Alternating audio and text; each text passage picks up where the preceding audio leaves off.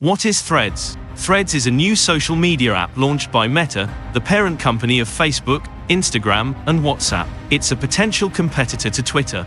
It allows text-based posts, photos, and videos with a 500-character limit for posts. Users can reply, repost, and quote others' thread posts, similar to Twitter. Threads require an Instagram account for sign-up. Here's how to get started with Threads. Download Threads from the Google Play Store or the App Store. Log into Threads using your Instagram account credentials.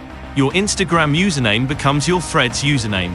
Set up your Threads profile by adding a custom bio, website link, and profile picture. Choose between a public or private profile.